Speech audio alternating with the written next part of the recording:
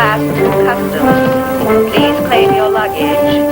Pan-European Flight 114 from Athens. Your baggage is ready for you now at the North Baggage Area.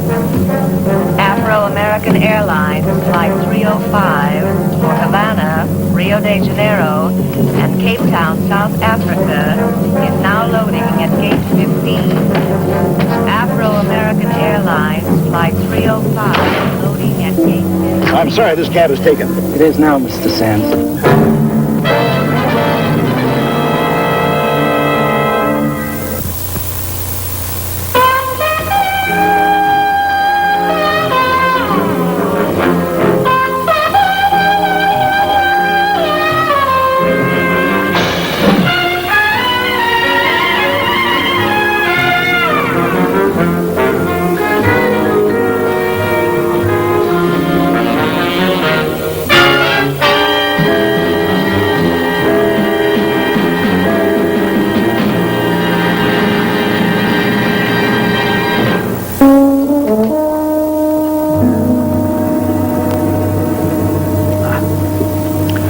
Your favorite drink, Oliver.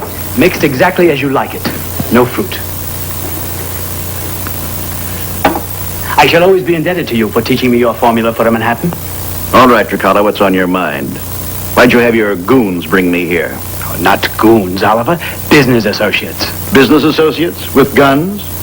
These are very uncertain times. And very dirty business. I should take offense, Oliver.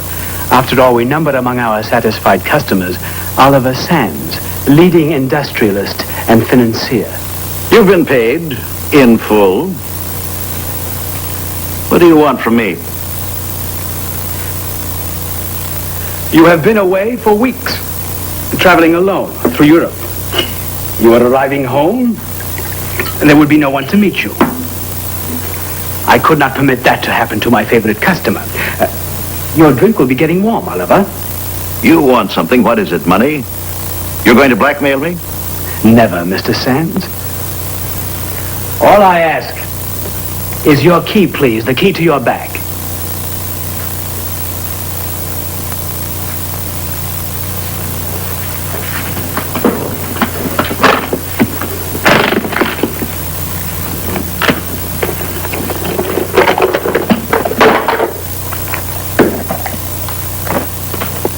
You'll be wasting your time. The bag's been through customs. We will be more thorough. You forget. We know what we are looking for. Rip out the lining.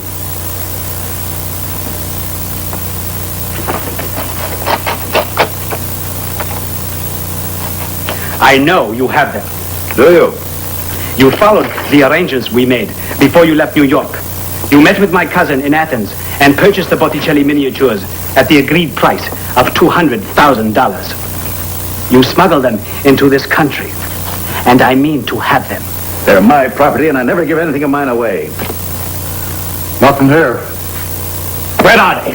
Where have you hidden the Botticelli miniatures? It won't do you any good, Tricala. You picked the wrong mark. Hanson.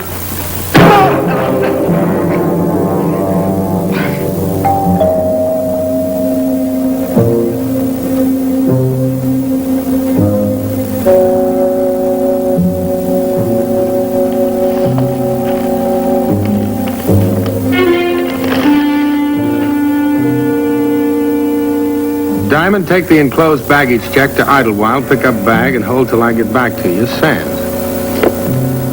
$500 of Oliver Sands loot. For what? Pick up bag and hold till I get back to you. 500 in advance. It was too much too soon. Somebody has to be getting the pickle. Be awfully sure it isn't you, Diamond. Passengers for Flight 211. You may board your plane now. Passengers for Flight 211. Hi, Rick. What's the matter? Did I park the loading zone? Hadn't noticed. Lieutenant McGo wants to talk to you. Always happy to talk to Lieutenant McGo. Thanks.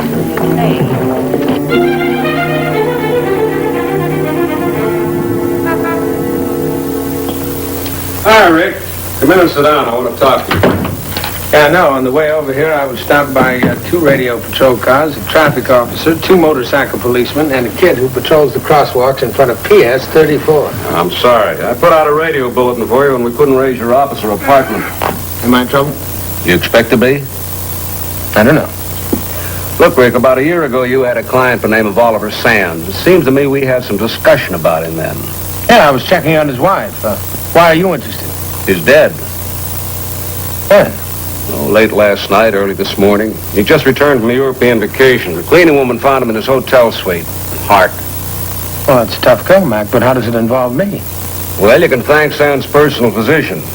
When he examined the remains, he found evidence that the deceased had been beaten up before he died. Coronary stroke. He fell and bruised himself. In bed? Yeah. Why don't you take me to lunch, Lieutenant? We'll talk about it there. Huh? All right. Leave your dispatch case here unless you think you might need it to impress some waitress. You think it's safe here? It'll be safe.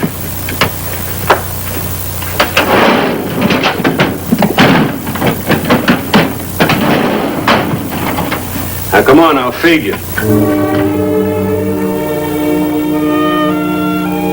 It was a good lunch, and McGo paid for it. I didn't tell him I was working for Sands and that the dispatch case I'd left in his office belonged to the dead man. There were too many questions and no answers. Somebody had to make another move.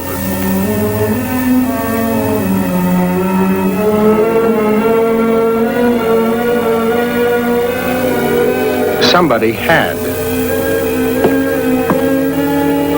Mr. Diamond, I've been waiting for you.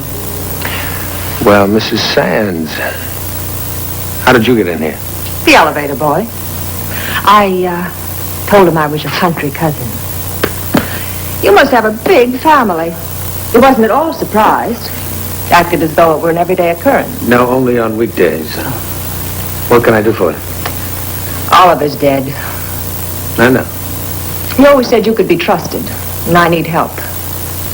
In fact, you were the only private detective he did trust. Oliver Sands told you that? Does it surprise you? A little. He hired me to develop evidence in the divorce case. He was certain you had a record, a prison record. I know. He told me about it when he finally asked me for a divorce. Were you going to give him one? Yes, we were supposed to meet today in his lawyer's office to work out a property settlement. Poor Oliver. He should have taken better care of himself. He had plenty of warning about his heart. This European trip was just too much. Well, you'll find out about it sooner or later, Mrs. Sands. That trip to Europe didn't bring on your husband's final heart attack. He was beaten up shortly before he died. What? Well, why would anyone want to do a thing like that to Oliver? I don't know. Could it have anything to do with your being here? Well, now, you said you needed a private detective. People who aren't in trouble don't need that kind of work, Mrs. Sands. Believe me, all I wanted was someone capable and honest to see that I'm not cheated. I'm Oliver's widow. I know him. His compulsion to hide his assets, safety deposit boxes and bank accounts under assumed names. It's going to take a detective just to find out what's in his estate. Would a $1,000 retainer be satisfactory? $1,000 retainer would be very satisfactory. You'll probably need an accountant. I know a very good CPA. Bring in anyone you like. I trust you completely. Oh, incidentally, I don't imagine you've heard from Oliver this last year. No, I haven't. Well, I'll be checking with you. Goodbye. Goodbye.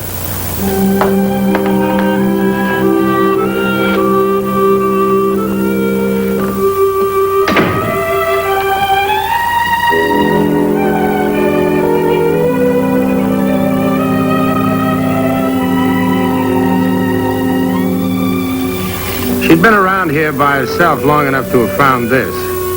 She'd recognize Sands' handwriting. And she'd know that Diamond was a liar. It was a lovely way to get the client-detective relationship off the ground. That elevator boy who let her in here has got to go.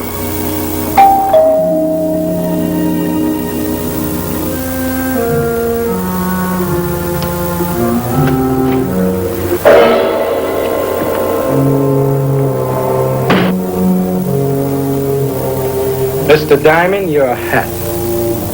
No, thank you. I never wear one inside. We're going outside. Is this an invitation? Yeah, well, suppose I decline, with regrets, of course. You won't. Well, I might. I have a lot of social engagements. Pearl and Elsa are expecting me, and the Duke and Wally will be very crushed if I don't show up for the cross-pollinating ceremonies of the champion delphiniums. I promise to be best man.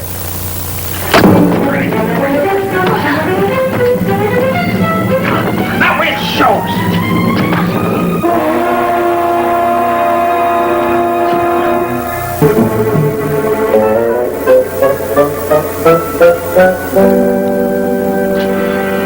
I regret your discomfort, Diamond, but you made an unfortunate choice.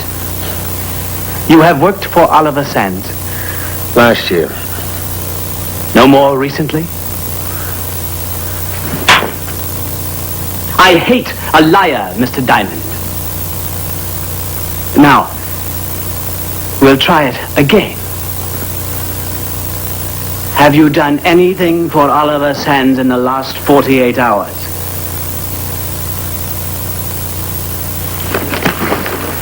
Answer me. Why should I answer you? You got all the answers, otherwise I wouldn't be here. You picked something up for Sands at Idlewild Airport, didn't you? Did I? Yes. It would be a piece of luggage. We are certain Sands had it with him when he boarded his plane at Athens. He did not have it when he left Idlewild last night.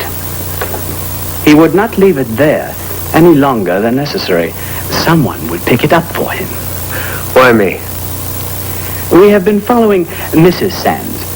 She visited your apartment, and we find she gave you a check for $1,000. Which I have yet to earn. Look, I don't know anything about Sands' luggage, and I don't think you do either.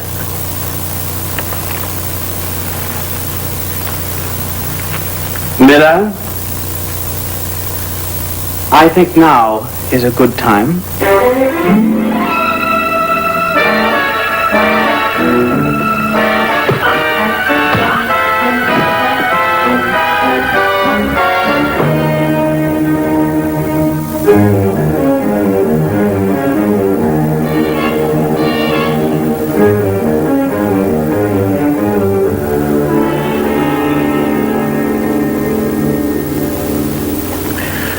How did they get you here, Linda?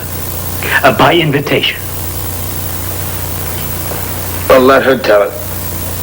This gentleman came to my apartment. He said you were working on a problem connected with Oliver's estate and needed my help. What does he mean, Rick? Ask him. I mean, we can leave the decision as to whether Mr. Diamond gives us certain information up to you, Mrs. Sands. As his employer, you can relieve him of this responsibility. Don't buy that, Linda. I don't know what he's after, but it meant enough to your husband that he took a beating for it and died. Nevertheless, there is no reason why we cannot deal openly with Mrs. Sands. Mrs. Sands, I want you to understand the situation perfectly. Your husband had smuggled a virtually priceless art treasure into this country. I know this because I arranged it. You arranged it?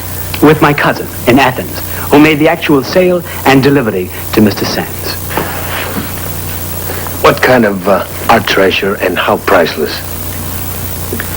4 miniatures painted by the Florentine master, Sandro Botticelli, in the 15th century for his patron, Lorenzo il Magnifico. Conservatively worth $250,000.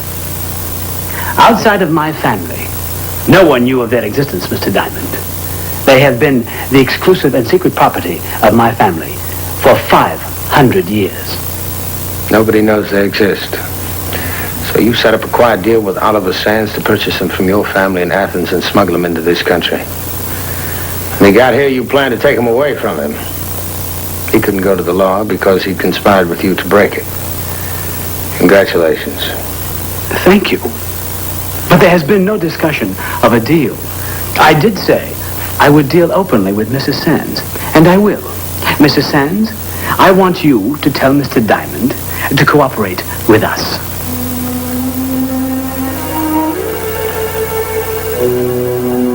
Lovely nails. Bring it over, Miller. Give me the pliers. It would be a pity to damage them beyond repair. No! Speak to Mr. Dunn. Speak convincingly, Mrs. Sands. All right, your collar. You can have the case.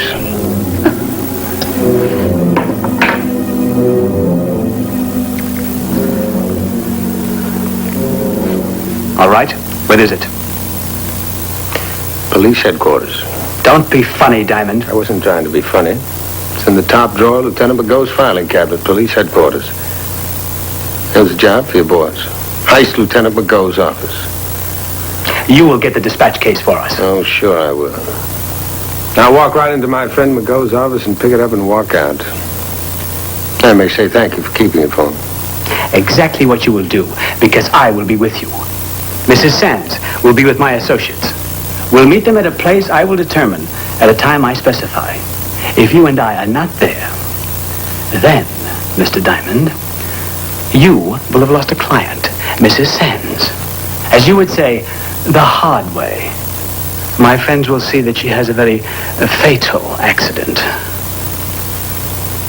Shall we go?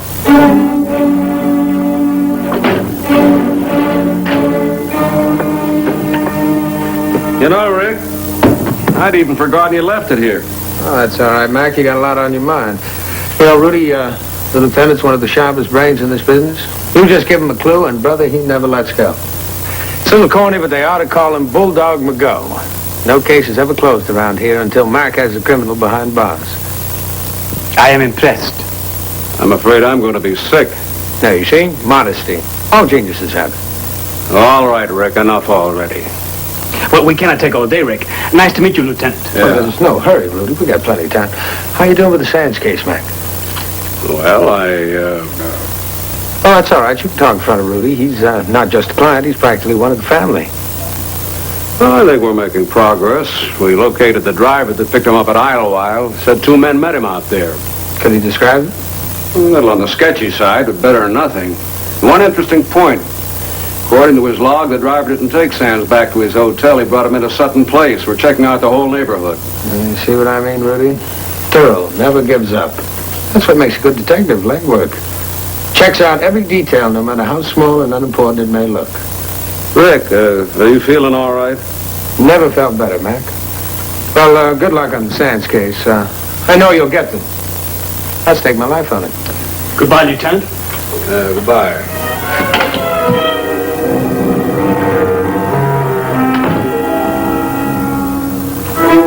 Sergeant.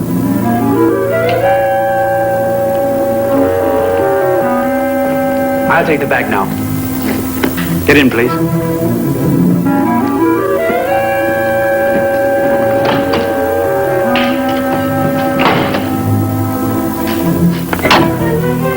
Now, Mr. Diamond, I'd like you to help me. Open the bag, please. I don't have the key. I'm sure that won't stand in your way.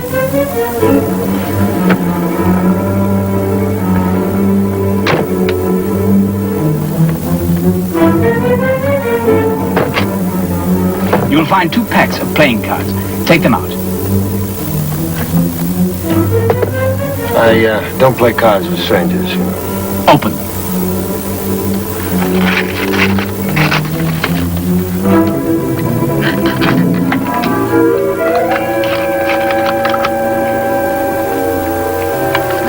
It is unfortunate you are not seeing these under more favorable conditions. Your first and last look at the Botticelli miniatures. Put them back, please.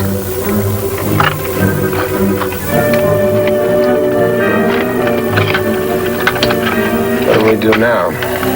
Start the car and drive on.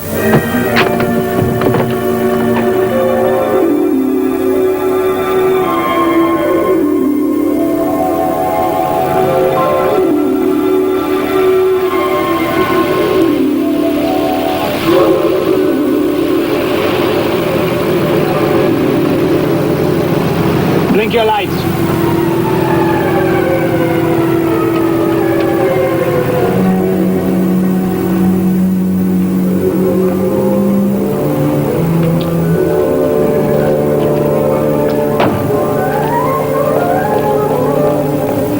You kept your word.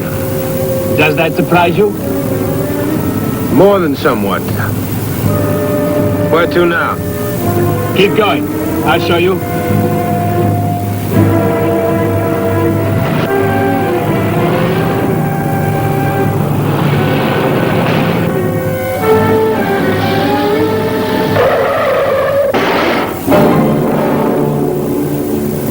Okay, get out of the car and stand with your back to the door. Come on.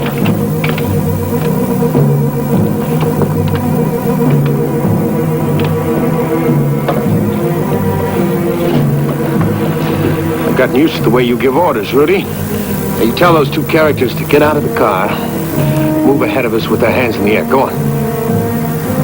Get out of the car. Keep your hands in the air. Keep moving. Come on.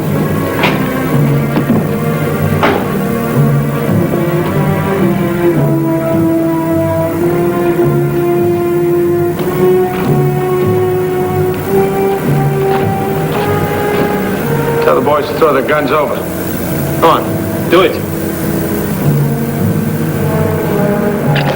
What are you going to do now? This.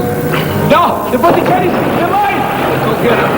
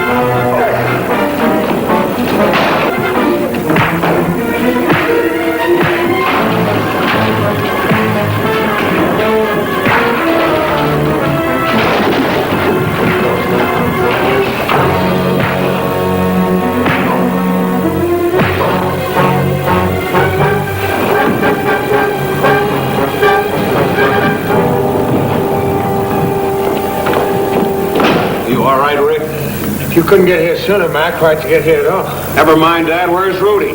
He's in swimming with a friend. You boys better fish him out. Yeah, go ahead. Go on. You want to play a little gin rummy, Mac? What? Open him up. When you fish Rudy and his pal out of the river, dry him off. I wouldn't want him to short-circuit the hot sea. And hold on to those. They're the Botticelli miniatures. They'll be Exhibit A. Their motive to murder Sands. Hey, wait a minute. Wait a minute, Rick. I gotta know more than that about this. I'll check with you later, Mac.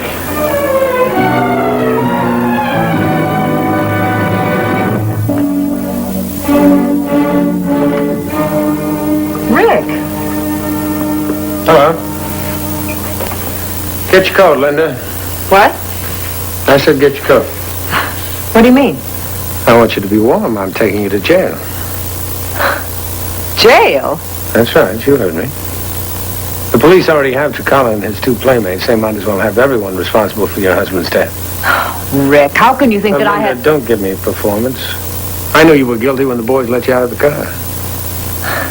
But you made the deal yourself. You made it with that man, Rudy. Rudy Chikala has never kept a deal in his life. Why should he start now? Which, fingernail were they supposed to be pulling when you screamed? The polish isn't even scratched.